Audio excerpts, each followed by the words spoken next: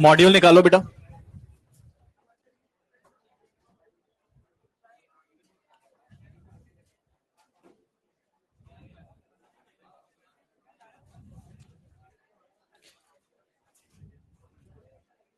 Exercise 2 और 3 बाकी था या सिर्फ 3 बाकी था?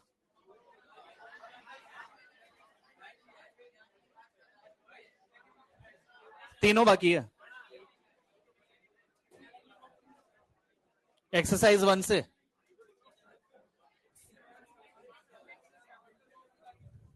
अच्छा ठीक है। पेज नंबर 33 तक जिसको भी डाउट है हाथ ऊपर कर देना और क्वेश्चन नंबर तेज बोलना है आपको, ठीक है? बोलो पेज नंबर 33 तक किसका डाउट है बेटा, हाथ ऊपर करो। 76 क्वेश्चन नंबर 76 61 67 62 67 60 59 आपका 68 59 70 78 पेज नंबर 34 तक कोई डाउट बेटा? पेज नंबर 34 तक 90 क्वेश्चन नंबर 90 और कोई डाउट है? करें कंटिन्यू? तो सबसे पहले अपन देखते हैं बेटा क्वेश्चन नंबर 59।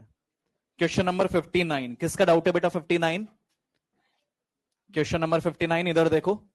क्वेश्चन नंबर 59 आपसे बेटा S2Cl2 में सल्फर का तुल्यांकी भार पूछा है, ठीक है? इसको दो तरीके से कर सकते हो, या तो यूनिटरी मेथड लगा लो, परिभाषा के हिसाब से सॉल्व कर लो। हमने तुल्यांकी भार का मतलब क्या सीखा था कि अगर किसी भी सब्सटेंस का वो मास जो क्लोरीन के 35.5 के साथ रिएक्ट कर रहा है, हम उसको क्या बोलते हैं? तुल्यांकी भार। तो यहां पर अगर अपन देखें तो 2 इंटू 35.5 क्लोरीन के साथ सल्फर का 2 इंटू 32 रिएक्ट कर रहा है, ठीक है? तो तुल्यांकी भार की परिभाषा के हिसाब से हम क्या बोलते हैं? तुल्यांकी भार कौन सा होता है जो क्लोरीन के 35.5 के साथ रिएक्ट करे? तो बेटा 2 के साथ इतना, तो 35.5 के साथ कितना रिएक्ट कर रहा है? 32। आया समझ में? तो यहां से तुल्यांकी भार आपको सल्फर का मिल चुका है बेटा, कितना आ गया? 32। ये हो गया बेटा मेथड 1। ये हो गया मेथड 1। मेथड 2 बता देता हूं। मेथड 2 क्या हो गया बेटा? जो मैंने आपको n फैक्टर n कारक के अलग अलग केसेस लिखवाए थे, मैंने आपको यौगिक के लिए लिखवाया था, आयन, लवण, अलग अलग केसेस किए थे ना डिस्कस। और ऐसे उसमें एक तत्व के लिए भी हमने लिखा था, एलिमेंट के लिए भी लिखा था। तो एलिमेंट के लिए जो तुल्यांकी भार होता है, जैसे मुझे बताओ कि आप सल्फर का निकालना चाहते हो, पूरे यौगिक का नहीं निकालना, किसका निकालना है? सल्फर, यानी कि एक तत्व के लिए निकाल रहे हो, तो तत्व का भार परमाणु भार ही तो होगा। तो यहां पर ऊपर क्या लिखूंगा? इसका परमाणु भार, और सल्फर का परमाणु भार क्या होगा? 32। और नीचे क्या होगा? उसकी वैलेंसी यानी संयोजकता। अब मुझे बताओ बेटा, एक क्लोरीन एक बॉन्ड बनाएगा, तो 2 क्लोरीन 2 बॉन्ड बनाएंगे, कितने सल्फर के साथ? 2 सल्फर के साथ। 2 सल्फर के साथ 2 बॉन्ड, तो 1 सल्फर के साथ 1 बॉन्ड। क्योंकि आपने एक ही सल्फर का मास लिखा है तो बॉन्ड भी एक ही सल्फर के काउंट करोगे, और वो कितने आ रहे हैं बेटा? 1। तो यहां से भी 32 आया, यहां से भी 32 आया, आंसर क्या आएगा? 32। ये हो गया बेटा हमारे पास क्वेश्चन नंबर 59। क्वेश्चन नंबर 59 के बाद क्वेश्चन नंबर 60 किसका डाउट है बेटा? क्वेश्चन नंबर 60 बिल्कुल वैसे ही सॉल्व होगा बेटा। ये 2 मेथड हो गए क्वेश्चन नंबर 60 को सॉल्व करने के। एक मेथड तो ऐसा हो गया, आपको इसमें SO3 दिया है बेटा, है ना? इसमें देखो वापस से, हम जैसे क्लोरीन के 35.5 से चेक कर रहे हैं, वैसे ऑक्सीजन के 8 से चेक करोगे। तो इस यौगिक में हमें क्या समझ में आ रहा है कि 48 पार्ट ऑफ ऑक्सीजन के सामने 32 पार्ट ऑफ सल्फर रिएक्ट कर रहा है, क्योंकि एक सल्फर का भार तो 32 ही होगा ना। तो बताओ बेटा 8 के रेस्पेक्ट में होगा, 1 के रेस्पेक्ट में कितना होगा? 32 बटा 48। तो फिर 8 के रेस्पेक्ट में कितना होगा? इंटू 8 करना पड़ेगा। और जब आप सॉल्व करोगे तो ये आएगा बेटा ऊपर 2 नीचे 3, यानी कि 16/3। आ गया समझ में? ये हो गया मेथड 1। मेथड 2 क्या हो गया? ये वाला रिलेशन लगा लेंगे। इसमें फिर से हमसे सल्फर के लिए पूछा है, तो सल्फर का परमाणु भार क्या होगा बेटा? 32। और नीचे इसने बॉन्ड यानी संयोजकता इसकी देखो एक ऑक्सीजन कितने बॉन्ड बनाएगा? 2, तो 3 मिला के 6, तो संयोजकता इसके कितनी आएगी? 3। सॉल्व करके यहां से भी 16/3 आ रहा है। आगे समझ में? ये हो गया बेटा हमारे पास क्वेश्चन नंबर 60। 60 के बाद क्वेश्चन नंबर 62 किसका डाउट है बेटा? 62 देख बेटा, मैंने आपको क्या लिखवाया था? मैंने बोला था हाइड्रोजन के 1.008, ऑक्सीजन के 8, है ना, क्लोरीन के 35.5 और सिल्वर के 108।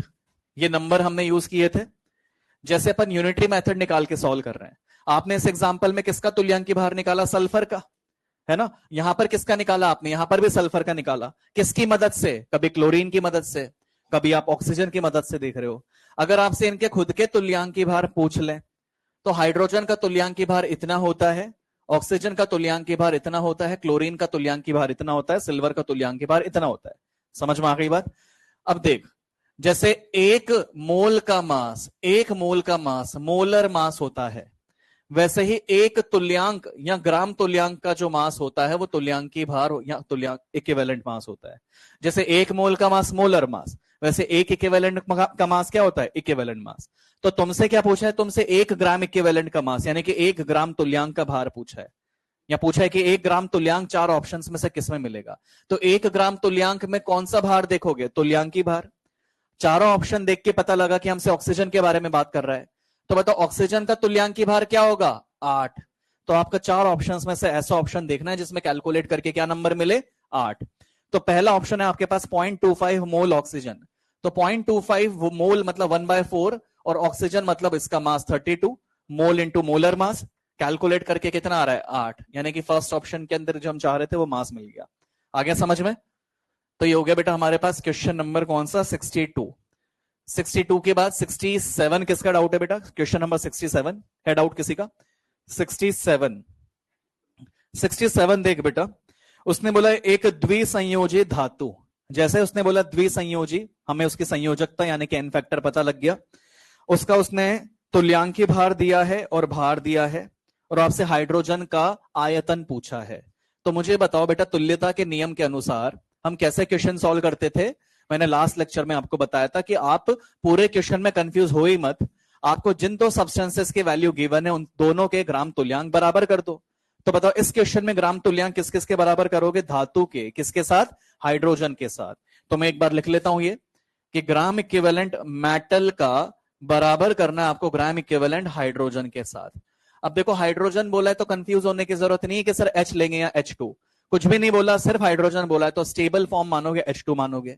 अब ग्राम इक्विवेलेंट का सही फॉर्मूला आपको यूज करना है। बेटा मुझे बताओ कि आपको इस धातु का भार और तुल्यांकी भार दोनों गिवन है, तो यहां पर क्या लगाओगे आप? Mass upon equivalent mass. मगर इधर क्या लगाओगे? इधर लगाओगे आप मोल इनटू एन फैक्टर। क्यों लगाओगे? क्योंकि अगर आपने मोल निकाल लिए तो फिर मोल से क्या निकाल लोगे? आयतन। क्योंकि हाइड्रोजन का जो भौतिक अवस्था होती है वो क्या होती है? गैस। और गैस एसटीपी पर भी दिया हुआ है, तो हम उस मोल से आयतन निकाल सकते हैं। हाइड्रोजन का एन फैक्टर हमेशा ध्यान रख, H2 का एन फैक्टर 2 होता है। H2 का एन फैक्टर क्या होता है बेटा? 2। H2 का एन फैक्टर 2 होता क्यों है? क्योंकि देखो H2 अगर जाएगा कहीं तो किस में जाएगा? H प्लस में। तो बेटा 0 से किस में गया? 1 में। तो 0 से 1 में 1 की वजह से 1 का चेंज, तो 2 की वजह से 2 का। तो यहां पर अगर अपन लिखेंगे तो भार आपको 12 दिया है, तुल्यांकी भार इसका 24 है। It is equal to mole into n factor जो कि 2 आएगा। और कैलकुलेट करके अगर आप देखोगे,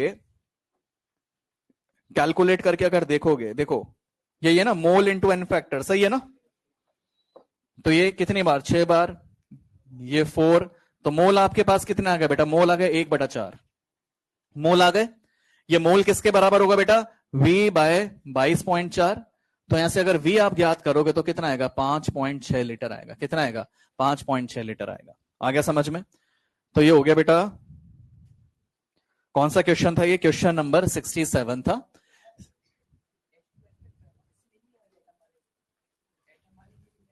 एटम वाले से कैसे?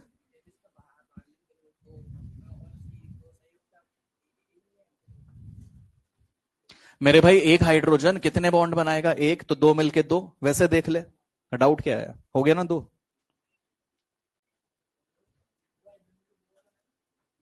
क्या कंफ्यूजन हो रहा है? एक हाइड्रोजन कितने बॉन्ड बनाएगा? तो दो मिलके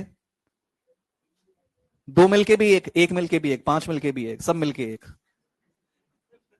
अरे मेरे भाई, जैसे SO2 में मुझे बता, एक ऑक्सीजन कितने बॉन्ड बनाया? तो दो मिलके भी दो ही बनाएंगे क्या? तो वैसे ही तो पूछ रहा हूं, एक हाइड्रोजन एक बॉन्ड बनाएगा तो दो मिलके, आप तो एक बोल रहे हो।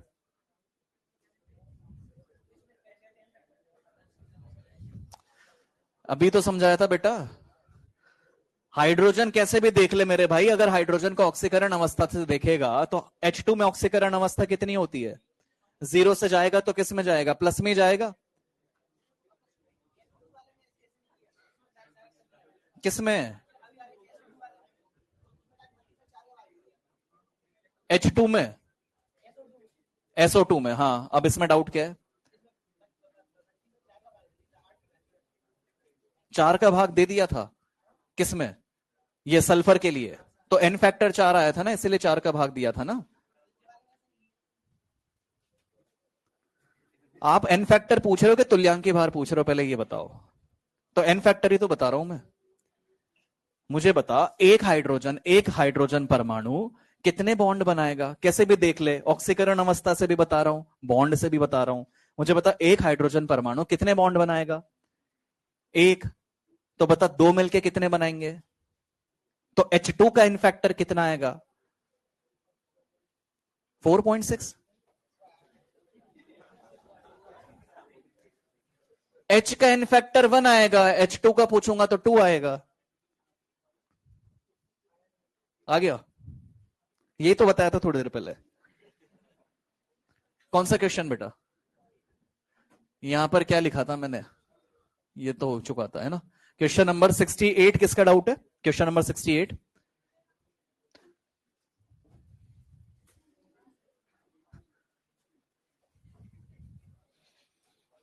Question number 68।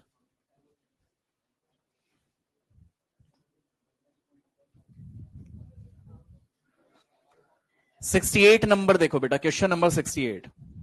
अब आपको क्या दिया है बेटा 68 में? एक तो धातु कार्बोनेट है, मेटल कार्बोनेट है, और वो किसके साथ अभिक्रिया कर रहा है? H2SO4।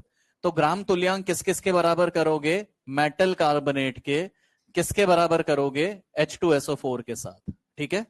अब ग्राम इक्विवेलेंट का सही फॉर्मूला पुट करना है अपने को, है ना। तो बताओ मुझे, आपसे पूछा क्या है? धातु कार्बोनेट का तुल्यांकी भार। मुझे बताओ, तुल्यांकी भार धातु का पूछा है या पूरे कार्बोनेट का पूछा है?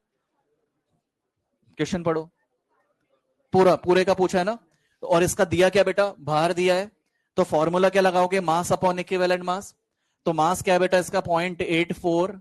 और तुल्यांकी भार इस पूरे का हमसे पूछा है, तो उसको एज इट इज लिख देते हैं अपन। ये किसके बराबर होगा? अब आपको H2SO4 का बेटा नॉर्मलता दिया हुआ है और आयतन दिया हुआ है। तो नॉर्मलता इंटू आयतन, नॉर्मलता कितनी? 1/2। और आयतन कितना? आयतन जो है 40 है। पर मुझे बताओ, आयतन लिखते किस में है? लीटर में। तो ये तो ml में है, तो लीटर में लाने के लिए इंटू क्या कर दोगे? 10⁻³ अब सॉल्व करोगे। सिली मिस्टेक इसमें ये नहीं करनी है बेटा कि आप इसको फिर से इंटू 2 कर दो। इंटू 2 तब करते हैं जब हमें मोलरता दी हुई होती है। हमें पहले से क्या दी हुई है? नॉर्मलता। नॉर्मलता आता ही तब है जब हम एन फैक्टर मल्टीप्लाई कर चुके होते हैं। समझ में आ गया? सॉल्व करोगे तो आ जाएगा। ठीक है। ये कौन सा हो गया बेटा? क्वेश्चन नंबर 68 हो गया ये। 68 के बाद क्वेश्चन नंबर 76, किसका डाउट है? Question number 76। दो तत्वों के भार जो कि एक दूसरे के साथ संयुक्त होते हैं, इनके अनुपात में होते हैं। अब देखो इधर बेटा, हमने क्या डिस्कस किया था कि कभी भी दो तत्व आपस में रिएक्ट करेंगे तो उनके ग्राम तुल्यांक बराबर होते हैं। तो मान लो एक तत्व जो था वो M1 था, दूसरा तत्व जो था वो M2 था। तो तुल्यता के नियम के अनुसार दोनों के ग्राम तुल्यांक बराबर होने चाहिए। तो मैं बोल सकता हूं mass upon equivalent mass M1 का किसके बराबर? मास अपॉन इक्विवेलेंट मास किसका? M2 का। तो मुझे बताओ, मास अगर एक साथ कर दूं मैं, अगर मास एक साथ कर दूं तो मुझे क्या लिखना चाहिए? मास 1 का यानी कि W1 अपॉन मास 2 का यानी कि W2। और राइट साइड में क्या आ जाएगा बेटा? तुल्यांकी भार 1 का अपॉन तुल्यांकी भार 2 का। तो मुझे बताओ बेटा, भार का अनुपात किसके साथ आया? तुल्यांकी भार के साथ। यही आपसे पूछा था। आगे समझ में? ये हो गया बेटा कौन सा, क्वेश्चन नंबर 76 हो गया। इसके बाद 78 किसका डाउट है बेटा, क्वेश्चन नंबर 78। 78 में मुझे ये बताओ बेटा कि कौन कौन से दो सब्सटेंस दिए हैं आपको, एक कैल्शियम और एक जिंक, दोनों के ग्राम तुल्यांक बराबर करोगे। तो बराबर करोगे तो क्या लिखेंगे अपन, ग्राम तुल्यांक कैल्शियम बराबर ग्राम तुल्यांक जिंक। और आपको क्या क्या दिया है बेटा, भार दिया और तुल्यांक ही भार दिया है। तो फॉर्मूला क्या लगाओगे, mass upon equivalent mass. Mass upon equivalent mass किसका, कैल्शियम का, किसके बराबर, मास अपॉन इक्विवेलेंट मास किसका, जिंक का। अब टोटल कितने टर्म्स हैं, 1 2 3 4, चार में से 3 टर्म गिवन है, एक टर्म अननोन है। कर सकते हो सॉल्व, देखना बेटा हो जाएगा। ये हो गया 78। इसके बाद क्वेश्चन नंबर 90 किसका डाउट है बेटा। 90 नंबर क्वेश्चन में मुझे बताओ बेटा कि किसी भी एक अभिक्रिया के अंदर जो भी रिएक्शन होती है उसमें क्या मास चेंज होता है क्या। एक बार कंटेनर में जितना मास ले लिया उतना ही मास रहेगा, मास कंजर्व रहेगा ना। तो बताओ पहले अभिक्रिया होने के पहले 100 ग्राम है, अब इसने अभिक्रिया करवा दिया और अब पूछ रहा है कि अब मास कितना हो जाएगा, 100 ग्राम रहेगा। तो आंसर इसका क्या आएगा, 100 ग्राम। कंजर्वेशन ऑफ मास के ऊपर है ये। आगे समझ में? अब आते हैं बेटा एक्सरसाइज 2 पर। एक्सरसाइज 2 में जिसको डाउट है हाथ ऊपर करो, मैं अपने आप पूछ लूंगा। कौन सा question,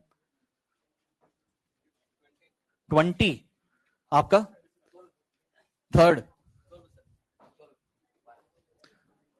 12 20 9, question number 9, question number 17 19 22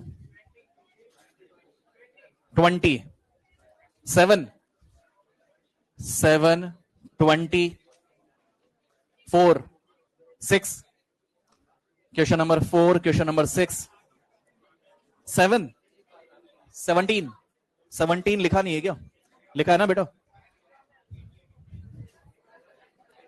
17। और कोई डाउट है क्या, 23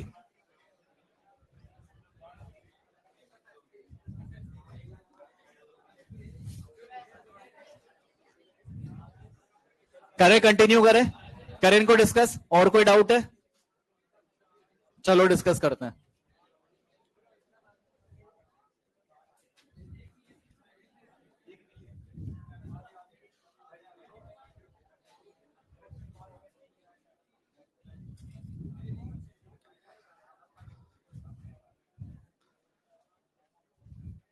no study no doubt, more study more doubt.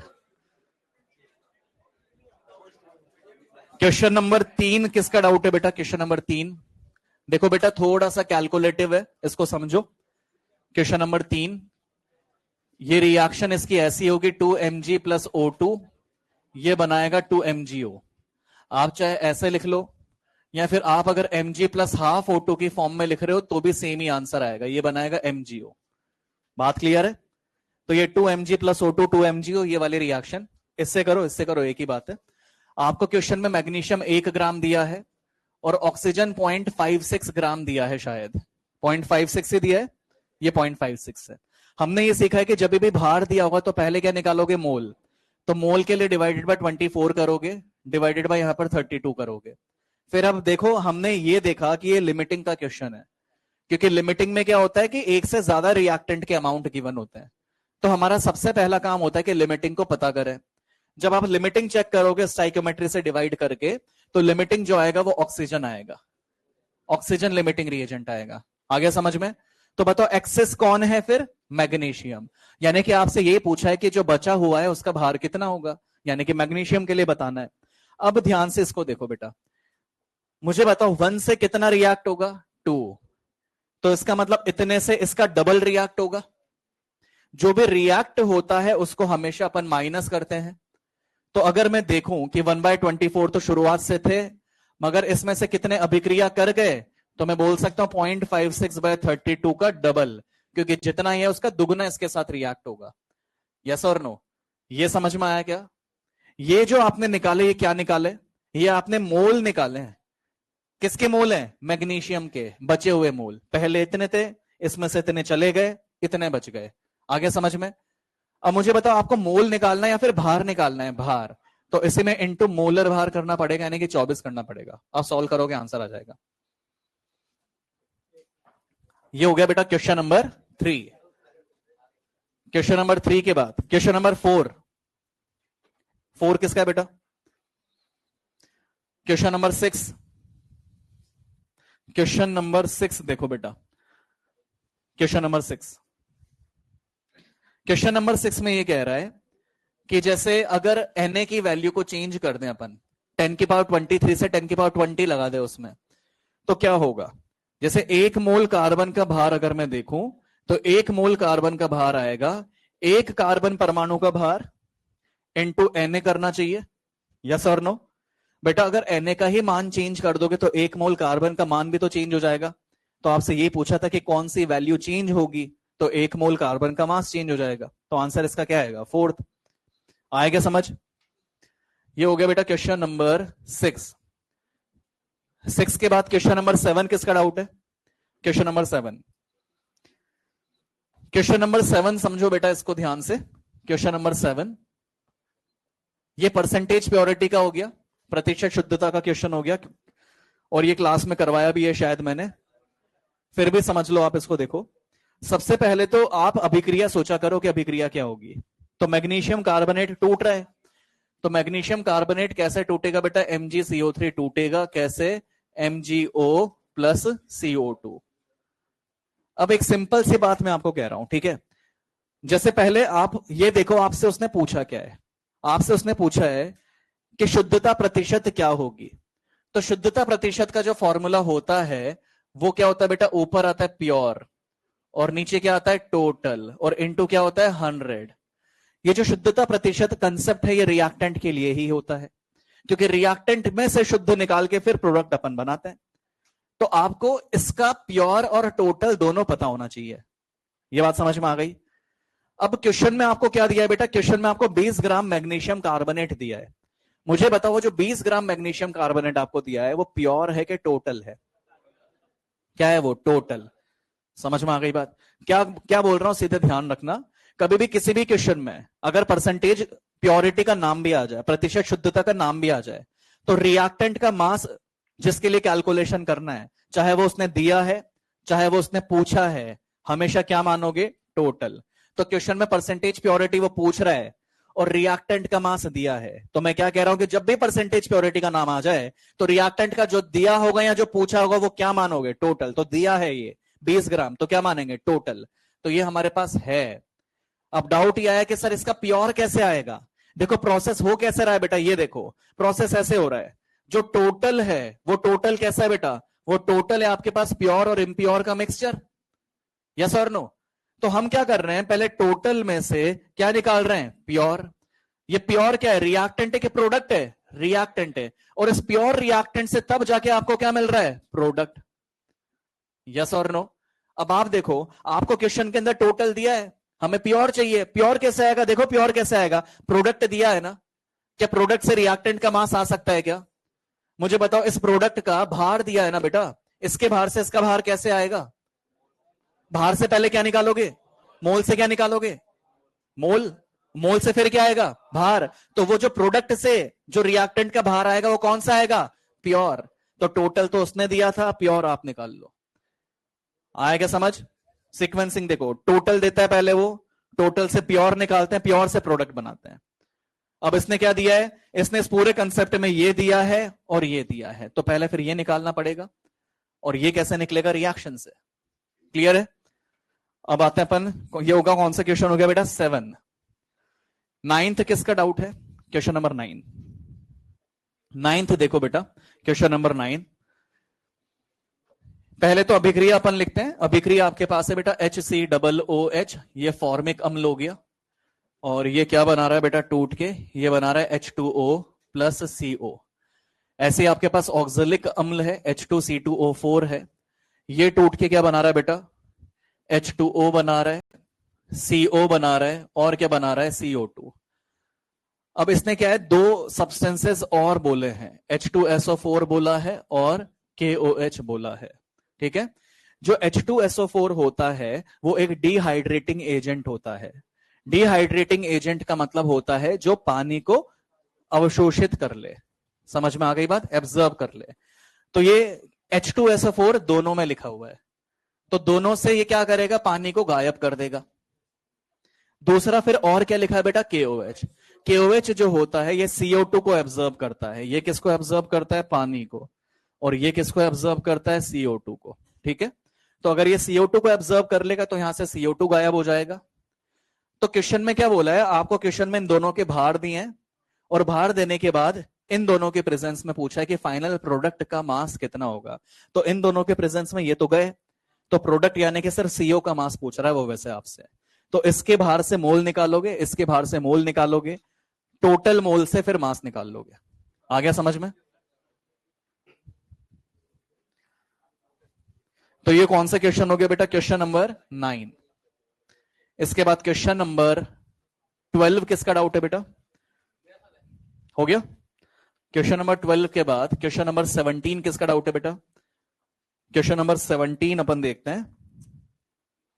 Question number 17 देख बेटा, थोड़ा सा ठीक क्वेश्चन है, इसको समझो। क्वेश्चन नंबर 17 को, बेटा मुझे बताओ, उसने 20 ड्रॉप वाटर की दी हुई है ना, और उसका आयतन दिया हुआ है 1 ml। आपसे कितने के लिए पूछ रहा है, 1 ड्रॉप के लिए पूछ रहा है। तो पहले तो अपन रिलेशन लिखते हैं कि 20 ड्रॉप का जो आयतन है वो 1 ml है। तो हमसे क्योंकि 1 ड्रॉप का कैलकुलेशन करने को बोल रहा है, तो 1 ड्रॉप के आयतन क्या आ जाएगा, 1/20 ml आएगा, नहीं आएगा। मुझे ये बताओ बेटा, ये जो 20 ड्रॉप दिया है ये जल का दिया है ना, H2O लिक्विड का दिया है ना। और मैंने आपको कितनी बार बोला है कि जब भी जल से रिलेटेड क्वेश्चन आए तो हमेशा किससे सॉल्व करोगे, डेंसिटी से। तो वाटर की डेंसिटी क्या होती है बेटा, डेंसिटी होती है 1 ग्राम पर ml, यस और नो। जो डेंसिटी का फॉर्मूला मास बाय वॉल्यूम होता है। तो बेटा मास और वॉल्यूम दोनों की वैल्यू जब सेम होगी तभी तो 1 आएगा, यस और नो। तो यानी कि जो न्यूमेरिकल वैल्यू मास की वही न्यूमेरिकल वैल्यू वॉल्यूम की होनी चाहिए, या जो न्यूमेरिकल वैल्यू वॉल्यूम की वही न्यूमेरिकल वैल्यू मास की। अगर 100 ग्राम भार है तो 100 ml आयतन होगा। अगर 1/20 ml आयतन है तो 1/20 ग्राम भार होगा। तो यहां से अगर अपन भार कैलकुलेट करें तो भार 1 ड्रॉप का कितना आ गया बेटा, 1/20 ग्राम आ गया। अब मुझे बताओ, आपसे संख्या पूछ रहा है ना, संख्या के लिए पहले क्या निकालोगे, मोल। तो बताओ आपके पास भार है, क्या मोल निकाल सकते हैं। तो जब आप मोल निकालोगे बेटा H2O के, तो मोल कितने आएंगे, 1/20 तक तो ठीक था, मोलर भार इसका 18 है। आ गया समझ में। तो ये क्या निकाल लिया अपन ने, मोल। अब आपसे मोल पूछे या फिर संख्या पूछिए अणुओं की, अणुओं की संख्या पूछिए, तो इनटू और क्या करना पड़ेगा, Na। आ गया समझ में। ये हो गया बेटा क्वेश्चन नंबर 17। 17 के बाद क्वेश्चन नंबर 19 किसका डाउट है। क्वेश्चन नंबर 19 देखो बेटा, 19 मैंने दिया था क्या होमवर्क, ये पूरा दे दिया था मैंने। वैसे कंसंट्रेशन टर्म का है, मोललता अपन ने नहीं पढ़ा है, पर फिर भी बता देता हूं, बहुत सिंपल क्वेश्चन है, इससे सिंपल आ ही नहीं सकता। जिसको फॉर्मूला पता होगा मोललता का, उससे क्वेश्चन सॉल्व हो रही है। मुझे बताओ, क्वेश्चन नंबर अपन डिस्कस कर रहे हैं 19। मुझे बताओ मोललता का फॉर्मूला क्या होता है। मोललता का फॉर्मूला क्या होता है, विलेय के मोल बटा विलायक का भार।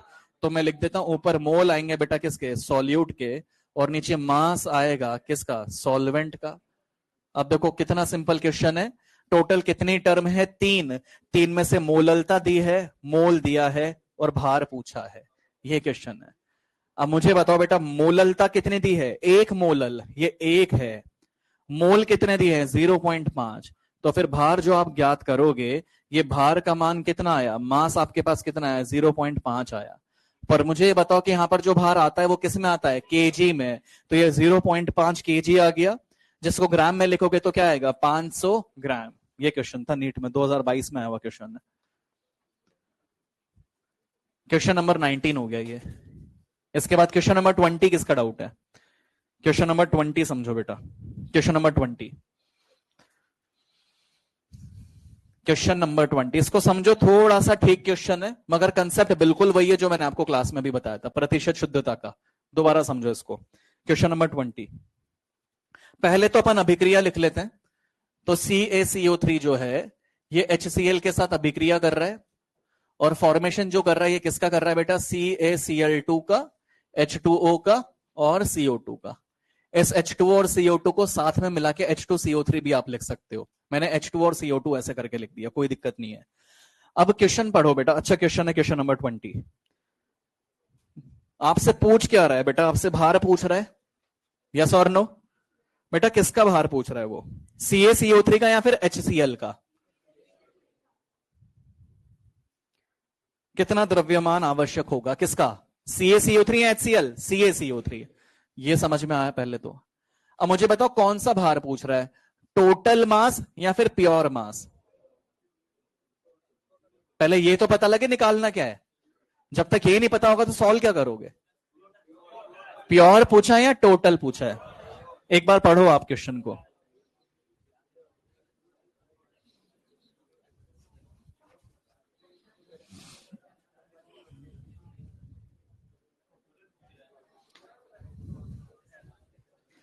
अब एक बार उस लाइन को वापस याद करो, मैंने क्या बोला था अभी 5 मिनट पहले ही मैंने बोला था, दोबारा सुनो। मैंने क्या बोला था बेटा कि किसी भी क्वेश्चन में यदि प्रतिशत शुद्धता का नाम भी आ जाए तो जिस रिएक्टेंट की वो बात कर रहा है उसका मास अगर दिया है या अगर पूछा है तो वो क्या होगा? टोटल। तो उसने प्रतिशत शुद्धता का नाम ले लिया, और वो जिस रिएक्टेंट की बात कर रहा है उसका जो मास उसने पूछा वो कौन सा होगा? टोटल। ये ट्रिक है बेटा, इसको सुनो ध्यान से, इसको समझो, वरना हमेशा कंफ्यूजन होगा। बाकी स्टूडेंट कंफ्यूज ही घूमते रहते हैं इसमें, मगर मैं बहुत सिंपल तरीके से तुम्हें बता रहा हूं, इसको याद कर लोगे कभी दिक्कत आएगी ही नहीं इसमें। क्या बोल रहा हूं मैं कि कभी भी क्वेश्चन में प्रतिशत शुद्धता का नाम भी आ जाए तो जिस रिएक्टेंट का भार उसने दिया है या फिर पूछा है वो कौन सा होगा? टोटल होगा। आया क्या समझ में? तो हमसे क्या पूछा है उसने? CaCO3 का भार पूछा है, तो कौन सा भार पूछा है? टोटल, कुल भार पूछा है। अब कुल भार कैसे आएगा वो देखो। तो पहली चीज, अब कुल भार कैसे आएगा देखो, कुल भार निकालना है। समझो इसको ध्यान से, इधर देखो बेटा। पहले तो हमें पता लगा, अब तो क्वेश्चन समझ में आया अपने, अभी तो क्वेश्चन समझ में आया कि कुल भार निकालना है। अब देखो बेटा कुल भार कैसे आएगा, फॉर्मूले में आपके पास ये प्रतिशत शुद्धता होनी चाहिए और प्योर मास भी होना चाहिए। समझ में आ गई बात? तो क्या आपको ये गिवन है क्या? अब ये प्योर मास निकालना, ये प्योर मास किसका होना चाहिए बेटा? CaCO3 का। अब बताओ CaCO3 का प्योर मास कैसे आएगा? भाई टोटल तो पता ही नहीं है, अगर ये निकाल लिया तो ये भी आ जाएगा। कैसे आएगा बताओ? क्या प्रोडक्ट से रिएक्टेंट का मास निकाल सकते हो क्या? जो सॉल्व करके अपने को मिलेगा रिएक्शन से वो कौन सा होगा? प्योर होगा। तो हमें क्या करना है, HCl की उसने मोलरता दी है, HCl के क्या दिए? मोलरता। और क्या दिया है? आयतन। तो मोलरता का फॉर्मूला क्या होता है बेटा? मोल बटा आयतन। तो मोल किसके बराबर होगा? मोलरता इंटू आयतन। तो मोलरता कितनी दी है बेटा? 0.5 यानी कि 1/2। और आयतन कितना दिया बेटा? 50 ml। बताओ वॉल्यूम किस में लिखेंगे? लीटर में। तो 50 इंटू 10 की घात -3, तो ये 25 इंटू 10 की घात -3 हो गया बेटा। तो ये क्या है आपके पास? मोल आए ना। ये 25 इंटू 10 की घात -3 क्या आ गए बेटा? मोल आ गए। अब मुझे बताओ 2 से कितना रिएक्ट होगा? 1। इसका मतलब जितना ही है उसका आधा ही तो रिएक्ट होगा। तो इसका मतलब यहां CaCO3 के जो मोल रिएक्ट होने वाले हैं, रिएक्शन में जो मोल आ रहे हैं वो क्या होगा? 25/2 इंटू 10⁻³ ये जो मोल आए ये वो मोल आए जो एक्चुअल में रिएक्शन में पार्टिसिपेट कर रहे हैं। यानी प्योर या टोटल? प्योर। ये एक्चुअल में पार्टिसिपेट करने वाले हैं। टोटल ज्यादा होगा, उससे उसका कम भाग ये है जो इसके साथ रिएक्ट करने वाला है। अब मुझे बताओ कि इसके मोल से क्या इसका भार आ सकता है? इसके मोल से इसका भार आ सकता है? ये कौन सा भार होगा? टोटल तो पूछा है उसने, मगर जो हमने कैलकुलेट किया वो कौन सा है? प्योर। तो यहां से आप जो निकालोगे, यहां से आएगा आपके पास प्योर मास, यहां से आएगा बेटा प्योर मास। और अगर प्योर मास निकाल लिया तो ये तो दिया था, ये हमने निकाल लिया, तो फिर यहां से ये भी आ सकता है। रिएक्शन से जो भी कैलकुलेट करके निकाल रहे हो वो हमेशा प्योर होता है। क्या बोल रहा हूं मैं कि रिएक्शन से जो भी कैलकुलेट करके निकाल रहे हो वो कौन सा होता है? प्योर। तो रिएक्शन से तो निकाला है अपन ने, हमने स्टाइक्योमेट्री देख के जो सॉल्व किया वो कौन सा हो गया? प्योर। प्योर आ गया, टोटल पूछा है, अब सॉल्व करोगे आंसर आ जाएगा। वापस समझ लो एक बार क्वेश्चन को जिसका डाउट है। अच्छा क्वेश्चन था वैसे, पर कंसेप्ट एक बार क्लियर होना चाहिए, फिर तो हर क्वेश्चन इजी लगेगा। जिसका डाउट था एक बार वापस पढ़ लो क्वेश्चन को और फिर से देखो क्या किया अपन ने।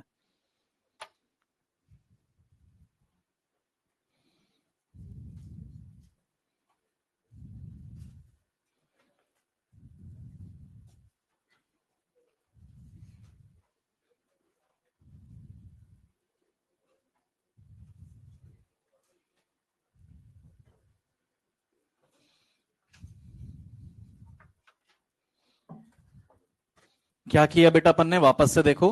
आपको HCl का मोलरता और आयतन दिया था, इसके मोल से इसके जो मोल निकाले, इसके मोल से जो इसका भार आया वो कौन सा हो गया, प्योर।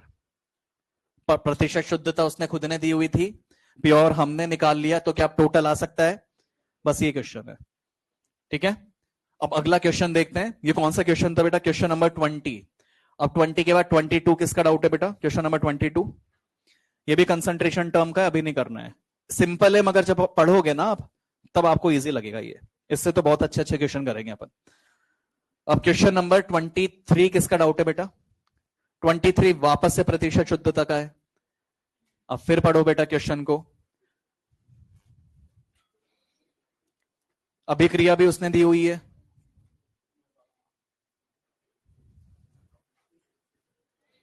मैंने एक लाइन बोली थी बेटा, क्या बोला था मैंने, कि अगर क्वेश्चन में प्रतिशत शुद्धता का नाम भी आ जाए तो रिएक्टेंट का जो मास दिया है या जो पूछा है वो कौन सा होगा, टोटल। तो उसने दिया है तो कौन सा मास है ये, टोटल। तो क्या करोगे, ऐसा टोटल से क्या निकालोगे, पहले प्योर। कैसे निकालोगे, क्योंकि उसने 20% शुद्ध बोला है, तो उस अमाउंट का 20 ग्राम का 20% निकाल लो, वो कौन सा आएगा, प्योर। वो क्या आया, मास। मास से क्या निकालोगे, मोल। मोल से क्वेश्चन सॉल्व कर लेना, फिर तो यहां से स्टाइक्योमेट्री है। आगे समझ में। अब आते हैं बेटा अपन एक्सरसाइज 3 पे। एक्सरसाइज 3 देखो, 2023 तक भी परसेंटेज प्योरिटी के क्वेश्चन आ रहे हैं।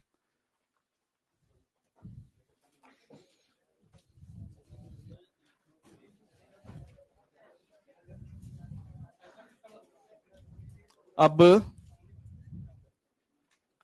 पेज नंबर 39 तक जिसको डाउट है हाथ ऊपर करना, मैं अपने आप पूछ लूंगा। बोलो बेटा, 14, 16, ये question number 14, 16, 23, 26, 18, 23, 26, 25, 24, 4, question number 4, question number 25।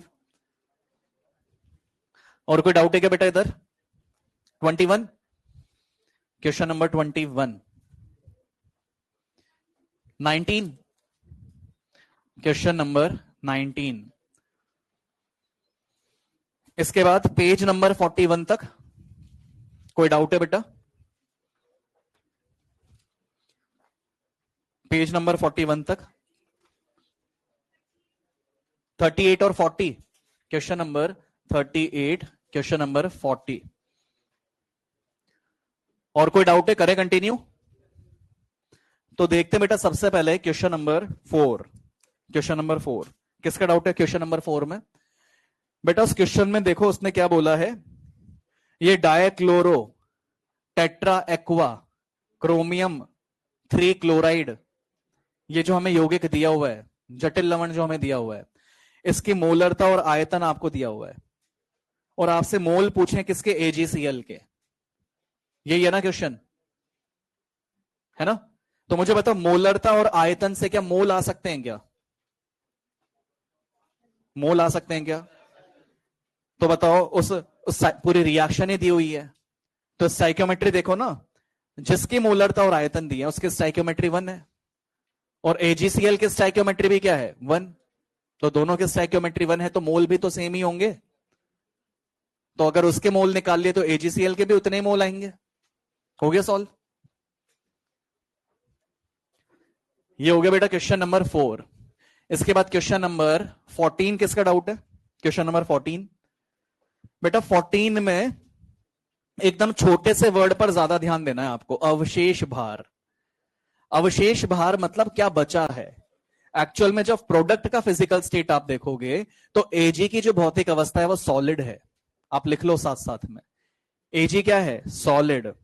CO2 क्या होगा? गैस। और ऑक्सीजन भी क्या होगा? गैस। यस और नो? तो बेटा CO2 और ऑक्सीजन तो उड़ जाएंगे, तो बचेगा क्या? Ag। तो आपसे वो Ag के लिए पूछ रहा है। आया समझ में? अब ये हो गया बेटा क्वेश्चन नंबर 14। क्वेश्चन नंबर 16 किसका डाउट है? क्वेश्चन नंबर 16 देखो बेटा, क्वेश्चन नंबर 16।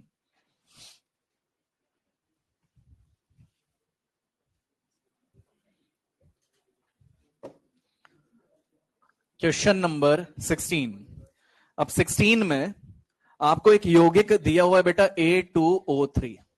ठीक है, इसको समझो। मैंने आपको रिलेशन लिखवाया था ऑक्सीजन का, एक तुल्यांकी भार का, भार धातु का अपॉन भार ऑक्सीजन का इंटू 8। याद आ रहा है? वैसे कर लो। तो यदि अपन तुल्यांकी भार निकालें A का, तो ऊपर आना चाहिए A का भार, और A का भार आपको कितना दिया है बेटा क्वेश्चन में? 0.359। ये 0.359। नीचे किसका भार आएगा? ऑक्सीजन का। ऑक्सीजन का भार कितना आएगा? देखो पूरे यौगिक का भार 0.559 है, तो 0.2 आ जाएगा ऑक्सीजन का, और इनटू क्या करोगे बेटा? 8। यहां से आपको क्या मिला? तुल्यांकी भार। ये तुल्यांकी भार किसका बेटा? A का। अब मुझे बताओ, मैंने जितने भी केस आपको लिखवाए थे तुल्यांकी भार के, आयन था, अम्ल था, क्षार था, है ना, रेडॉक्स था, एक तत्व भी था, ये तत्व वाला केस है ना। तो तत्व के लिए ये A का निकाल रहे हो ना, एक तत्व है वो। तो तत्व के लिए मुझे बताओ ऊपर जो भार आएगा वो क्या आएगा? उस तत्व का परमाणु भार। तो परमाणु भार यानी कि एटॉमिक मास ऊपर आना चाहिए, और नीचे उसकी क्या आएगी? संयोजकता यानी कि वैलेंसी। तो मुझे बताओ एक ऑक्सीजन कितने बॉन्ड बनाएगा? 2। तो 3 मिला के 6। तो 6 बॉन्ड बने 2A से। तो एक A से कितने बॉन्ड? 3। जब मैंने मास एक एटम का लिखा है तो बॉन्ड भी तो एक ही एटम के लिखेंगे। तो नीचे क्या आएगा बेटा? 3 आएगा। और आपसे पूछा क्या है उसने परमाणु भार पूछा है, जिसमें से तुल्यांकी भार आप यहां से निकाल चुके थे, इंटू 3 करके आपको ये मिल जाएगा। तो एटॉमिक मास का सिंपल सा रिलेशन ये आप लिख सकते हो। परमाणु भार कैसे आ सकता है? उस तत्व का तुल्यांकी भार इंटू क्या लिख सकते हो आप? वैलेंसी। आया क्या समझ? ये हो गया बेटा क्वेश्चन नंबर 16। 16 के बाद क्वेश्चन नंबर 18 किसका डाउट है बेटा? क्वेश्चन नंबर 18 है डाउट किसी का? 18 ये 18 नंबर क्वेश्चन अभी अपन डिस्कस किए थे। ये पूरा परसेंटेज प्योरिटी पूरा क्वेश्चन बताया था ना अभी। वापस समझ ले, एक्सरसाइज 2 में था ना आया हुआ क्वेश्चन जो था, वापस समझ ले, दोबारा समझा रहा हूं। पहली चीज तो CaCO3 की किसके साथ अभिक्रिया हो रही है? HCl। तो CaCO3 की HCl के साथ अभिक्रिया हो रही है। अब पहला डाउट ये आता है कि सर रिएक्शन क्या होगी, ये हम सोचें कैसे। तो देख बेटा, मुझे बता कि Ca किसके साथ जुड़ेगा? Cl के साथ। और H किसके साथ जुड़ेगा? CO3 के साथ। तो बता CO3 का चार्ज -2 होगा, तो इस पर कितने हाइड्रोजन जुड़ेंगे? 2। तो यहां पर एक तो बनना चाहिए H2CO3, यानी कि 2 हाइड्रोजन चाहिए। इसी तरह से देख, कैल्शियम पर चार्ज +2 होगा, तो कितना चाहिए? -2। -2 के लिए कितने क्लोरीन? 2। तो यहां पर और क्या बनेगा बेटा? CaCl2 बनेगा। तो बता ये बनने के हिसाब से स्टाइकोमेट्री क्या आएगी? 2। तो पहले तो हमें पता लगा कि स्टाइकोमेट्री इसकी 2 आएगी।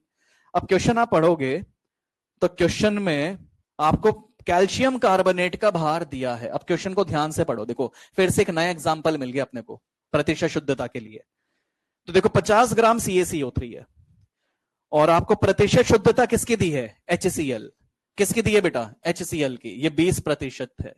इसका मतलब कैलकुलेशन किसके लिए करोगे? HCl के लिए। तो उसने आपसे पूछा शुद्ध 20% HCl शुद्ध के भार आपसे पूछ रहा है वो। यस और नो? अब याद करो वापस से मैंने आपको क्या बोला था, इसके पहले 3 से 4 बार रिपीट कर चुका हूं। पहले तो ये पता लगा कि निकालना क्या है, ये निकालना है, इसका मास निकालना है। अब डाउट ये सर कौन सा मास निकालना है, प्योर मास निकालना है या टोटल, ये डाउट है ना।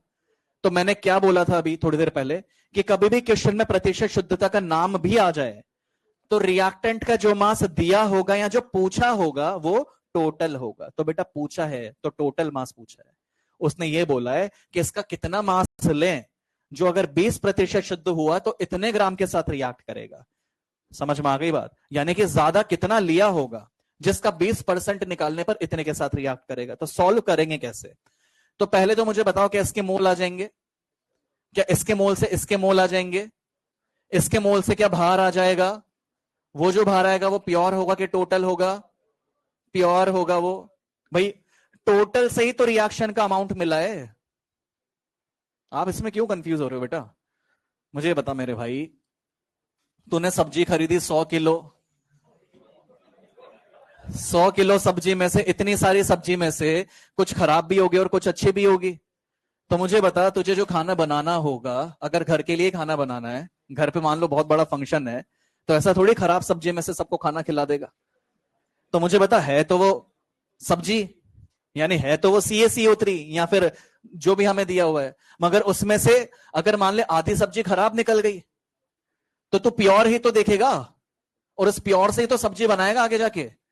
तो सब्जी बनने का मतलब प्रोडक्ट। तो प्रोसेस ये है, पहले सब्जी मिलेगी काम की, फिर जाके सोचो कि कौन किसके साथ रिएक्ट होगा या प्रोडक्ट कितना बनेगा। यस और नो? तो भाई ये जो रिएक्शन वाला पार्ट है ना, ये सब्जी बनाने वाला पार्ट है। समझ गया मेरी बात? मगर इसके पहले लिया ज्यादा होगा, तो कितना लें? जब उसमें से अगर 20% ही काम का हो तो उस हिसाब से ये 50 ग्राम काम है। ये क्वेश्चन है। कुछ समझा क्या कि क्या कह रहा हूं मैं? नहीं समझा? समझ गया? तो बेटा लेते ज्यादा है, उसमें से काम का कम है। जितना काम का होता है वो रिएक्शन में पार्टिसिपेट कर रहा है। अब तो उल्टा सोच, जो रिएक्शन में पार्टिसिपेट कर रहा होगा उससे तो ज्यादा ही लिया होगा। यस और नो? तो ये तो रिएक्शन वाला है, तो लिया तो ज्यादा होगा। तो कितना लिया वो पूछ रहा है तुमसे। आए क्या समझ? तो मैं यही कह रहा हूं कि इससे इसके मोल निकालोगे, इससे जो बाहर मिलेगा वो कौन सा होगा? प्योर। तो फिर टोटल तो इससे ज्यादा ही होगा ना, तो वो टोटल तुमसे पूछ रहा है। ये कौन सा हो गया बेटा? Question number 18। 18 के बाद क्वेश्चन नंबर 19 किसका डाउट है? क्वेश्चन नंबर 19 है डाउट किसी का? Question number 19, question number 19।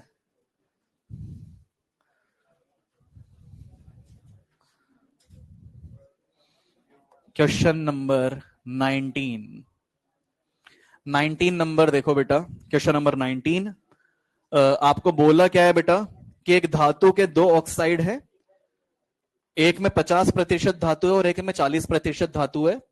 जो पहला ऑक्साइड है उसका सूत्र MO है, ठीक है? और आपसे पूछ रहे कि दूसरे ऑक्साइड का सूत्र क्या होगा। तो आप देखो, अगर आप दूसरे ऑक्साइड का सूत्र निकालने लगते तो इसमें क्या बोला इसने? 40% धातु है तो 60% ऑक्सीजन होगा। तो सूत्र निकालने के लिए परमाणु भार से डिवाइड करना पड़ेगा, मगर हमें M का तो परमाणु भार पता है ही नहीं। इसी के लिए उसने पहला वाला जो हिंट है वो दिया हुआ है कि 50-50% है तो MO फॉर्मूला मिल रहा है। तो उससे सोचते हैं, जब 50% की वो बात कर रहा है तो परसेंटेज कंपोजिशन देखो, 50% ऑक्सीजन है और 50% ही आपके पास क्या है? धातु है। और इसके हिसाब से जो फॉर्मूला मिला वो क्या है बेटा? MO है। तो मैं अगर परसेंटेज कंपोजिशन का फॉर्मूला लिखूं तो मैं बोल सकता हूं 50%। Percentage composition is equal to, formula क्या होता है? Atomic mass into atomicity. तो एटॉमिक मास अगर मैं ऑक्सीजन के लिए लिख रहा हूं तो ऑक्सीजन का एटॉमिक मास क्या होगा? 16। और बताओ एटॉमिसिटी कितनी है? 1। और नीचे क्या आएगा बेटा? Molecular mass. और इनटू क्या करोगे? 100 करोगे। सॉल्व करके यहां से जो हमें मोलर भार मिला, मॉलिक्यूलर मास मिला, जो कि M और O की वजह से होगा, ये 32 आया। ये आया क्या समझ? तो मुझे बताओ, एक ऑक्सीजन का भार तो 16 होगा, तो ऑक्सीजन का अगर 16 है तो M का भी कितना आ गया? 16। तो जो हमें नहीं पता था यहां पर वो हमें पता लग चुका है अब। ये कितना होगा बेटा? 16 होगा। अब सॉल्व कर सकते हैं। तो सॉल्व करोगे तो बेटा ये कैंसिल हो गया और ये सॉल्व करके M2O3 आया, क्योंकि 20 से 2 बार, 20 से 3 बार, तो क्या आ गया? M2O3 आ गया समझ में? ये हो गया बेटा क्वेश्चन नंबर 19। 19 के बाद क्वेश्चन नंबर 21। 21 देखो बेटा, क्वेश्चन नंबर 21। पहली चीज तो उसने क्या बोल दिया कि एक तत्व का परमाणु भार 27 है। दूसरा उसने संयोजकता उसकी 3 बताई है, यानी कि जो भी तत्व होगा मान लो M है तो उसकी संयोजकता 3 है, मतलब 3 बॉन्ड बना सकता है। हम बात कर रहे हैं क्लोराइड के, एक क्लोरीन कितने बॉन्ड बनाएगा? एक। तो क्योंकि क्योंकि संयोजकता इसकी 3 है तो कितने क्लोरीन जुड़ेंगे इसके साथ? 3। तो ये McL3 होगा। पहले तो ये समझ में आया। इस McL3 का जो भार आएगा वो किसके बराबर होगा? एक M के भार के बराबर जो कि 27 है, और 3 क्लोरीन के बराबर जो कि 35.5 इंटू 3 है। ये जो कैलकुलेट करोगे किसकी वजह से आएगा? पूरा McL3 की वजह से। अब आपसे इसके लिए पूछा क्या है? वाष्प घनत्व। तो ये जो वैल्यू होगी 2 इंटू वेपर डेंसिटी के बराबर होगी क्या? तो यहां से 2 से डिवाइड करके क्या वेपर डेंसिटी आ सकती है? तो ये हो जाएगा क्वेश्चन नंबर 21। अब 21 के बाद 23 किसका डाउट है? Question number 23।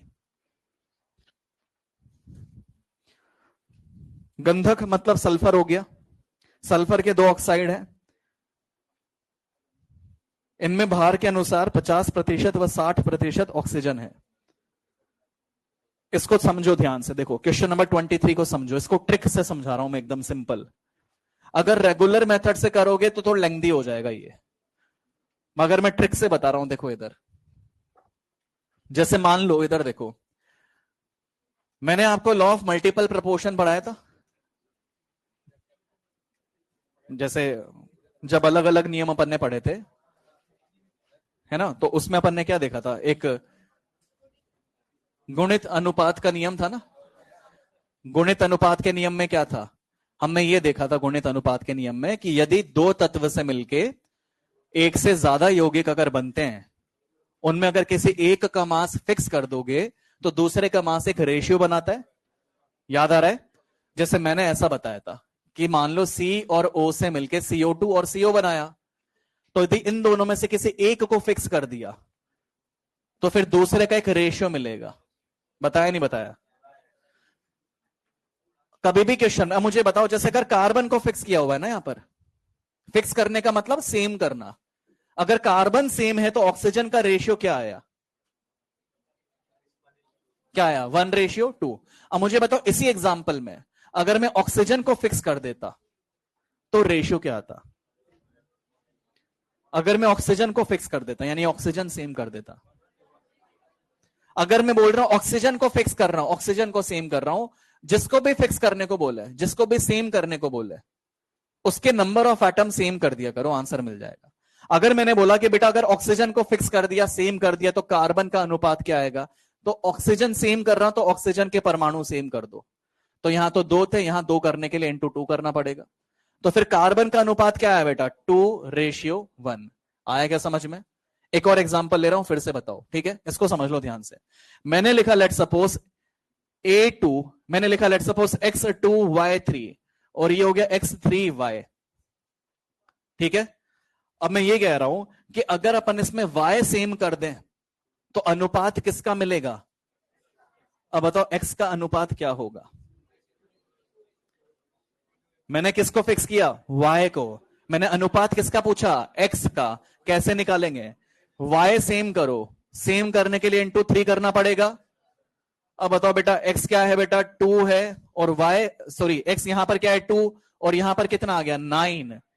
तो क्या आ गया? 2:9। आएगा समझ? अब मुझे बताओ इसी एग्जाम्पल में, ये तो तब आया जब हमने क्या फिक्स किया? Y। अगर X फिक्स करेंगे तो क्या आएगा? अगर X फिक्स करेंगे तो बताओ रेशियो किसका आएगा? Y का। कितना आएगा? देखो किसको फिक्स कर रहा हूं? X। तो बताओ यहां पर 2 है, यहां पर 3 है, तो बराबर करने के लिए यहां पर इंटू 3 करना पड़ेगा, और यहां पर इंटू 2 करना पड़ेगा।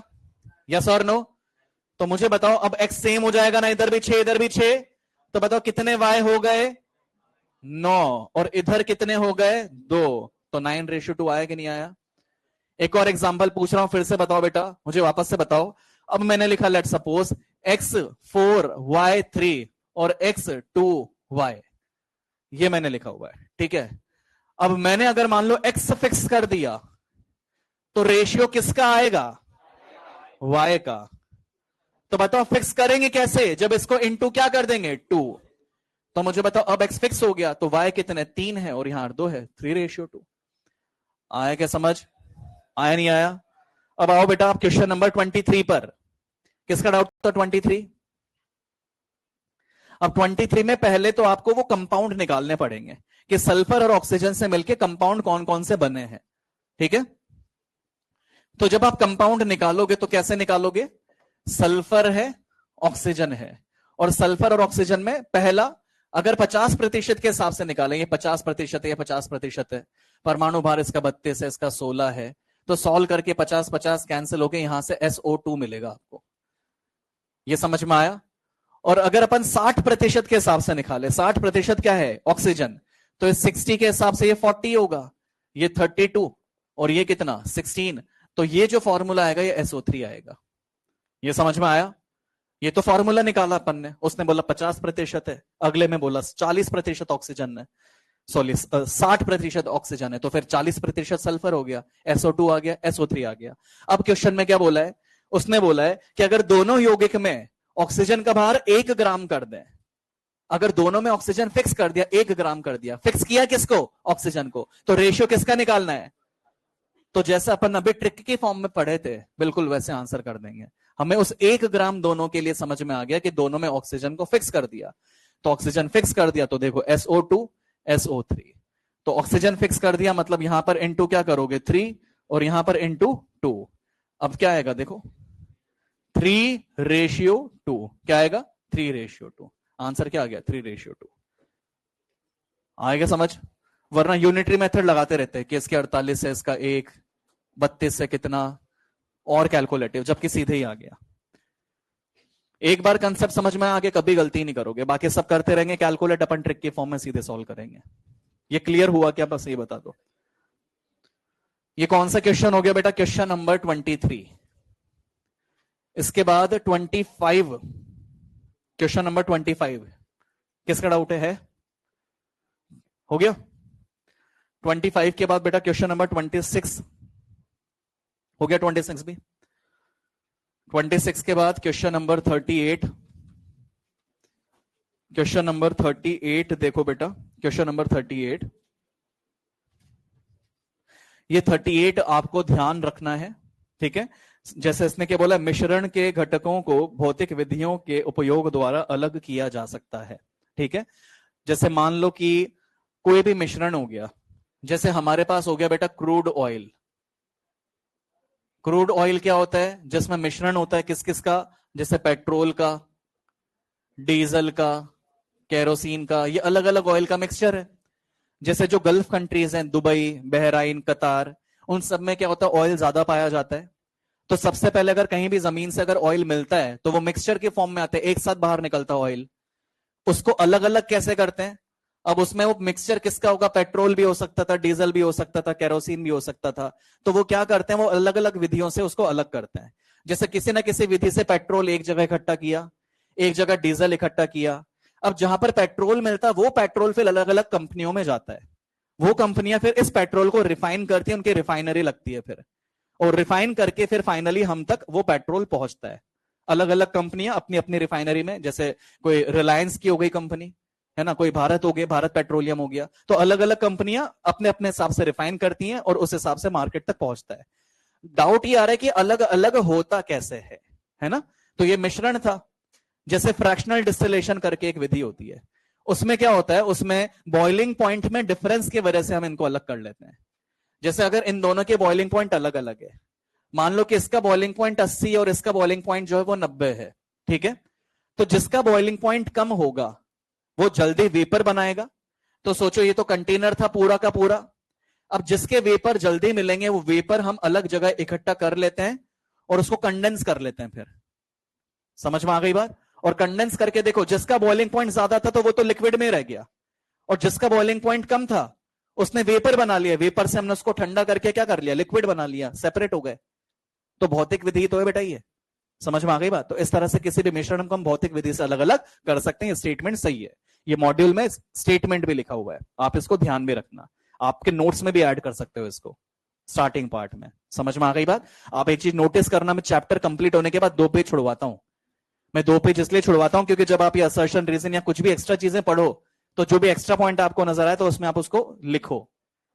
अब दूसरा स्टेटमेंट क्या? यौगिक के घटकों को भौतिक विधियों द्वारा सरल पदार्थ में पृथक नहीं किया जा सकता। यह भी सही है। हम फिजिकल मेथड से अलग नहीं कर सकते, केमिकल मेथड से कर सकते हैं। जैसे CO2 हो गया, CO2 को C+O2 में तोड़ दिया, तो ये केमिकल रिएक्शन से टूटा था, फिजिकल मेथड से नहीं टूटा था। समझ में आ गई बात? तो स्टेटमेंट 1 भी सही है, स्टेटमेंट 2 भी सही है।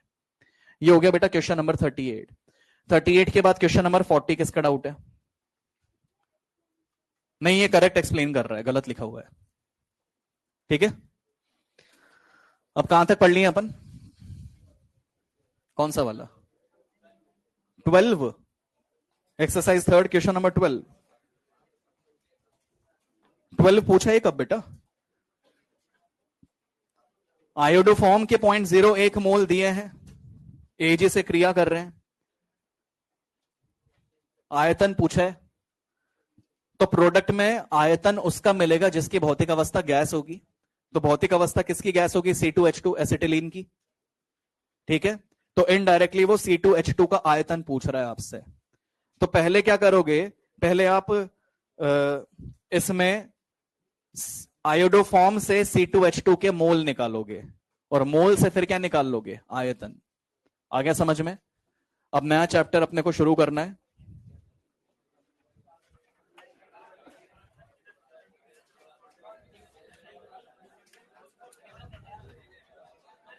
तो बेटा 2 पेज छोड़ो और हेडिंग लिखो रासायनिक साम्य।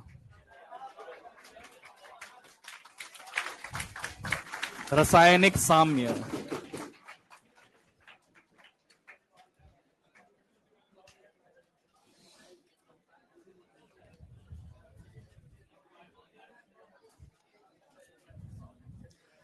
अच्छा ये बताओ, 2 चैप्टर अपन ने पढ़ लिए, क्या कभी किसी भी टॉपिक में ऐसा लगा कि उड़ा दिया हो सीधे से कि बेटा ये पढ़ लेना, मॉड्यूल में से हो जाएगा, ये वहां से हो जाएगा? हमने नंबर ऑफ क्वेश्चन भी ज्यादा किए हैं। और मैं बता दूं, मतलब वैसे ही मुझे पता नहीं है, जनरली जो भी कंसेप्शन होता है दूसरे फेज में, मैं हमेशा तुम्हारे बैच की तारीफ करता हूं, और मुझे मतलब ऐसा लगता है कि बहुत बढ़िया सिलेक्शन होंगे तुम्हारे बैच से। तो तुम्हारे नोट्स भी उस हिसाब से बढ़िया बढ़िया बनवा रहा हूं मैं। कोई भी क्वेश्चन ऐसा नहीं कि मैंने तुम्हें कम करवाया हो, अलग हो सकता है दूसरे बैच से, मगर नंबर ऑफ क्वेश्चंस या चीजें बिल्कुल वही बता रहा हूं मैं तुम्हें। इनकी प्रैक्टिस 2 बार कर लेना बस। मोल हो चुका है, एटॉमिक हो चुका है, 2 बार प्रैक्टिस करनी है आपको। समझ में आ गई बात? टेस्ट तो आपका वैसे बढ़िया चल जाएगा, नोट्स मॉड्यूल ढंग से कर लेना, मैं नीट के पॉइंट ऑफ व्यू से बात कर रहा हूं। समझ में आ गई बात? अब रासायनिक साम्य अपन स्टार्ट कर रहे हैं इसको। अच्छा, किस किस को ये चैप्टर रासायनिक साम्य बिल्कुल नहीं आता है?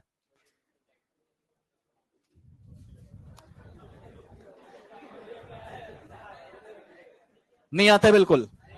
एकदम बेसिक से समझाऊंगा और सबसे बढ़िया हो जाएगा ये चैप्टर। इसको सुनो ध्यान से। पहले आप हेडिंग लिख लो बेटा, रासायनिक साम्य।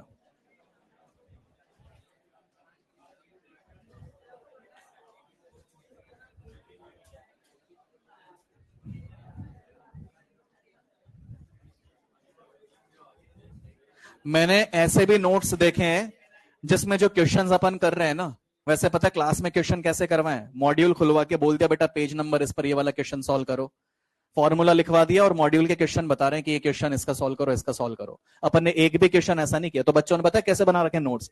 बच्चों ने बना रखे हैं, टॉपिक का नाम लिखा, एक फॉर्मूला लिखा, और सीधे बिना क्वेश्चन के लैंग्वेज लिखे सिर्फ क्वेश्चन नंबर लिख रहा है। क्वेश्चन नंबर 45 सॉल्यूशन चालू कर दिया, क्वेश्चन नंबर 43 सॉल्यूशन चालू कर दिया। और नोट्स देख रहे हैं तो मतलब जो चीज अपने 20 पेज में हो रही है उनके 5 पेज में हो गई, और फिर अपने नोट्स लेने के लिए आए स्टूडेंट। ऐसा भी हुआ है।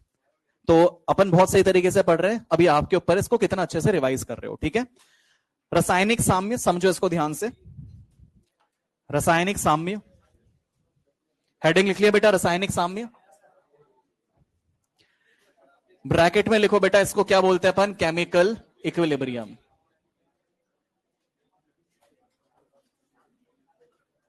केमिकल इक्विलिब्रियम, रासायनिक साम्य। रासायनिक साम्य जिसको अपन क्या बोलते हैं? Chemical equilibrium.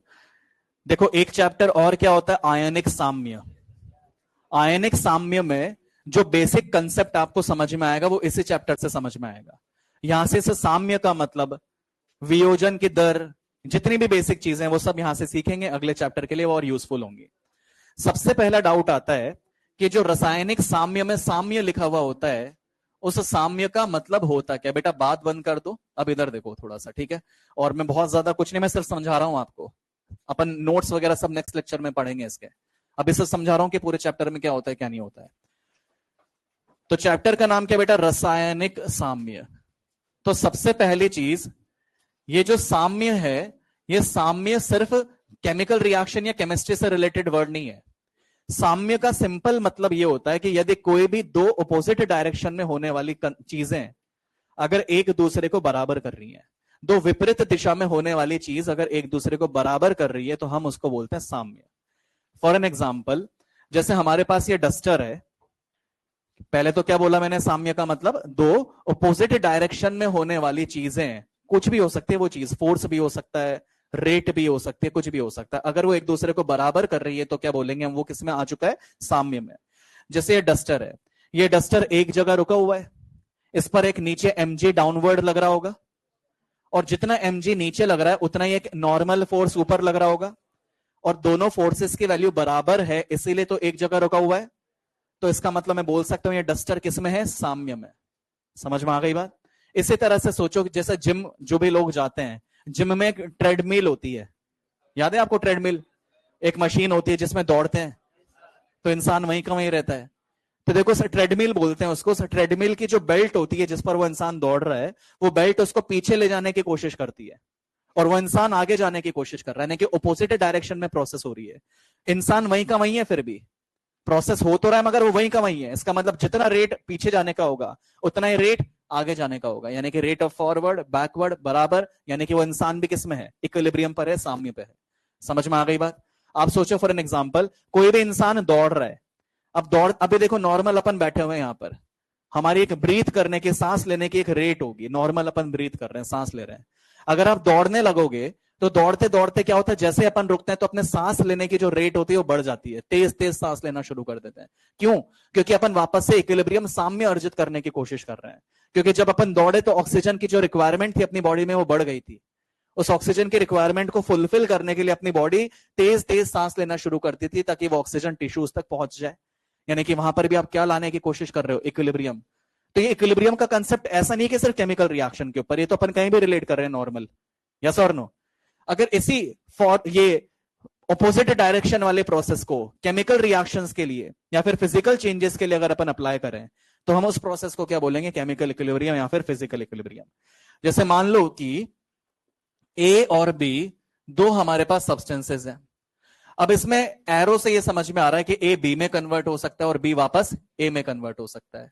अगर ए से बी में कन्वर्ट होने की रेट और बी से वापस ए में कन्वर्ट होने की रेट अगर बराबर हो जाए, यानी कि सेम टाइम में, मान लो 1 सेकंड में जितना ये खर्च हुआ उतना वापस बन गया, जितना खर्च हुआ उतना वापस बन गया, यानी कि रेट फॉरवर्ड के और रेट बैकवर्ड के अगर बराबर हो जाए, तो यहां पर भी क्या आ चुका है, साम्य आ चुका है, इक्विलिब्रियम आ चुका है।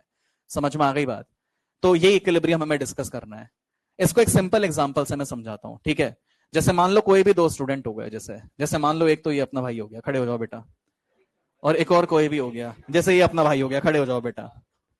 जैसे जैसे मान लो ये ए और बी जो मैंने लिखा हुआ है, इसको बहुत पूरे इक्विलिब्रियम एक ही बार में समझा रहा हूं, इसको सुन लेना, आगे से कभी भी आपको दिक्कत आएगी नहीं इक्विलिब्रियम में। और कुछ कुछ लोगों के मिसकंसेप्शन होता है इक्विलिब्रियम को लेकर, वो सोचते हैं कि साम्य पर रिएक्टेंट प्रोडक्ट के अमाउंट इक्वल हो जाते हैं, ऐसा सोचते हैं, ऐसा बिल्कुल नहीं होता है। इसको सुनो ध्यान से, ठीक है। तो पहली चीज तो मान लो कि ये ए है और ये जो है ये बी है। तो और आपने ऐसा ग्राफ भी देखा होगा, बेल पर ध्यान मत देना, ठीक है, एग्जांपल समझाते मैं इसको नेक्स्ट लेक्चर में कंटिन्यू कर दूंगा, बस इसको ध्यान से समझ लो। आपने ऐसा ग्राफ भी देखा होगा बेटा, रेट और टाइम के बीच में, याद आ रहा है ऐसा कुछ ग्राफ होता था। अब ये एग्जांपल जो मैं लेके बता रहा हूं उससे आपको ये ग्राफ भी समझ में आ जाएगा। तो मान लो कि ये जो ए है, ये ए है और ये बी है। ए के पास लेट सपोज बहुत पैसा है, करोड़ों पैसे हैं इसके पास, अरबों रुपए इसके पास, पैसा ही पैसा, मजे ही मजे है। कोई नहीं, लेट सपोज, ठीक है। अब लेट सपोज ये जो अपना भाई है, इसके पास पैसा नहीं है, इसको पैसे की जरूरत है, इसके पास 0 पैसा है, इसने कोई बिजनेस स्टार्ट किया था, उसमें नुकसान लग गया और ये घाटे में अभी, ठीक है, तो इसको पैसे की जरूरत है। अब इन दोनों की दोस्ती बहुत अच्छी थी, समझना इसको ध्यान से, इन दोनों की दोस्ती बहुत अच्छी थी और ये दिल का एकदम एकदम साफ था एकदम। इसने इससे मदद मांगी कि यार भाई पैसों की जरूरत आ रही है, थोड़ा से पैसे दे दे। इसने इससे 10,000 रुपए मांगे, इसने कहा क्या बात कर रहा है, 10,000 से क्या होगा, 20,000 ले, क्योंकि पैसा ज्यादा तो खर्च करने के रेट भी ज्यादा, तुम्हारे साथ भी तो ऐसा ही होता है। घर वाले जब अकाउंट में पैसे डलवाते हैं तो शुरुआत के 2-3 दिन तो पैसे खर्च करने की रेट ज्यादा होती है, मगर फिर धीरे धीरे वापस अपन नॉर्मल रेट पर आ जाते हैं। तो इसके पास नया नया पैसा था, पैसा ज्यादा था, तो खर्च करने की रेट भी ज्यादा। तो प्रोसेस समझो बेटा। तो स्टार्टिंग में मुझे बताओ, जैसे इसने इससे पैसे मांगे तो बताओ इसने ए ने बी को पैसे देने शुरू कर दिए, यानी कि रेट ऑफ फॉरवर्ड मिला। पर मुझे बताओ कि स्टार्टिंग में क्या शुरू से ये पैसे देना शुरू कर देगा क्या? पहले तो इसकी जरूरत पूरी करेगा ना। तो बताओ स्टार्टिंग में कौन से रेट थी? रेट ऑफ फॉरवर्ड थी, मगर रेट ऑफ बैकवर्ड स्टार्टिंग में क्या थी? 0। तो मुझे बताओ एक रेट 0 से शुरू हो रही है और एक रेट मैक्सिमम से। जो 0 से शुरू होने वाली रेट होगी वो फॉरवर्ड होगी कि बैकवर्ड? बैकवर्ड होगी। ये रेट ऑफ बैकवर्ड होगी और रेट ऑफ फॉरवर्ड होगी। अब मुझे बताओ बेटा, इसका अमाउंट ज्यादा था तो इसकी रेट भी ज्यादा थी, इसका अमाउंट कम था तो अगर धीरे धीरे पैसे देना शुरू भी करेगा तो इसकी रेट भी कम होगी। मान लो इसकी जरूरतें पूरी हो गई, अब इसके पास 5,000 रुपए एक्स्ट्रा बचे, तो 5,000 के हिसाब से हो सकता है 500 या 1,000 रुपए इसको दे, जबकि इसके पास तो करोड़ों अरबों रुपए पड़े हैं, तो ये हो सकता है 1 लाख 2 लाख रुपए इसको दे रहा हो। यस और नो? तो इसके रेट अलग है और इसके रेट अलग है। रेट ऑफ फॉरवर्ड और रेट, पहली चीज तो रेट ऑफ बैकवर्ड बाद में शुरू होगा, और जिसमें भी रेट ऑफ फॉरवर्ड शुरू में ज्यादा होगा, रेट ऑफ बैकवर्ड शुरू में कम होगा। तो बिल्कुल वही है, रेट ऑफ फॉरवर्ड शुरू में ज्यादा और रेट ऑफ बैकवर्ड शुरू में कम है। अब क्या हो रहा है, अब एक पॉइंट ऐसा आया, अब क्या है, ये पैसा देता जा रहा है, इसको मजे आ रहे हैं, है ना। अब 3 चीजें हो सकती है, सुनना बेटा ध्यान से। अब 3 चीजें हो सकती है, ये कंटिन्यू पैसे देता जा रहा है, ये भी पैसे रिटर्न कर रहा है, ये चाह रहा था कि यार इसकी उधारी खत्म हो जाए, मगर जब उधारी तो तब खत्म होगी ना जब ये पैसे देना रुकेगा। अब ये पैसे देना रुक ही नहीं रहा, मतलब तो उधारी रुक कैसे सकती है? मतलब उधारी तो कंटिन्यू बढ़ती जा रही है। तो इसने दिमाग में एक कंसेप्ट लगाया, इसने सोचा एक काम करते हैं कि उधारी को बढ़ने से अच्छा उधारी को रोक देते हैं। और उधारी को रोकने का तरीका इसने क्या सोचा कि जितने पैसे ये इसको देगा एग्जैक्टली उतने पैसे इसके जेब में वापस रख देंगे। अगर ये 1,000 रुपए देगा तो 1,000 रुपए वापस इसको दे देंगे, तो ये भी खुश, ये भी खुश। यानी कि इस पॉइंट पर क्या हो गया कि रेट ऑफ फॉरवर्ड और रेट ऑफ बैकवर्ड बराबर हो गए। जब ये रेट ऑफ फॉरवर्ड और बैकवर्ड बराबर हुआ तो इसको हम इक्विलिब्रियम बोल रहे हैं। और जब ये इक्विलिब्रियम सामने आया तो उस पॉइंट पर इस रेट के बराबर होने की वजह से दोनों के अमाउंट क्या हो चुके हैं? कांस्टेंट, स्थिर हो चुके हैं। भाई सेम नहीं हुए, सेम का तो पता ही नहीं है, कांस्टेंट हुए। क्योंकि देखो जितना खर्च हुआ उतना वापस जेब में आ गया, इसका जितना खर्च हुआ उतना वापस जेब में आ गया। तो बताओ अमाउंट कांस्टेंट हुआ कि नहीं हुआ? तो साम्य पर रिएक्टेंट और प्रोडक्ट के अमाउंट कांस्टेंट हो जाते हैं, इक्वल होना जरूरी नहीं है। इक्वल होगा नहीं होगा वो तो डिपेंड करता है कि ये बात इसके दिमाग में आई कब थी। यस और नो? अगर मान लो कि ये इसके दिमाग में एकदम एंड में आई है ना, ये इंतजार करे, इसको मजे आ रहे थे, पैसे देता जा रहा है, थोड़े थोड़े से पैसे वापस कर रहा है, लास्ट में जाके इसको तरस आ गया कि यार ये एकदम, मतलब फिर ये मेरी कंडीशन पे आने वाला है, इसको तरस आ गया। तो लास्ट में जाके अगर इसने रेट ऑफ फॉरवर्ड बैकवर्ड बराबर कर दिया तो उस पॉइंट पर मुझे बताओ साम्य आने पर ए और बी में से किसका पैसा ज्यादा होगा? बी का। किसका कम होगा? ए का। यस और नो? अगर यही चीज इसके दिमाग में शुरुआत में ही आ जाती, एकदम जैसे इसके पैसे, इसकी जरूरतें पूरी हुई वैसे इसने रेट फॉरवर्ड बैकवर्ड बराबर कर दिया, तो बताओ किसका ज्यादा किसका कम? तो मतलब पहले वाले केस में बी ज्यादा था, अब ए ज्यादा है। हो सकता है बीच में कभी ऐसा कुछ हो जाए, तब उस केस में दोनों का अमाउंट बराबर भी हो सकता है। तो अमाउंट तो कैसा भी हो सकता है, मगर साम्य पर रेट क्या होती है? इक्वल। और उस रेट के इक्वल होने की वजह से अमाउंट कैसा हो जाता है? कांस्टेंट। समझ में आ गई बात? तो कभी भी अपन के इक्विलिब्रियम कांस्टेंट कैलकुलेट करते हैं तो इस इक्विलिब्रियम कांस्टेंट के में जो वैल्यूज पुट करते हैं वो कौन सी होती है? इक्विलिब्रियम वैल्यूज होती है, क्योंकि इक्विलिब्रियम पर अब वो वैल्यू चेंज ही नहीं हो रही है, फिक्स हो गई, वो वैल्यू अपन पुट कर देते हैं उसमें। समझ में आ गई बात? अपन इसको कंटिन्यू करेंगे नेक्स्ट लेक्चर में।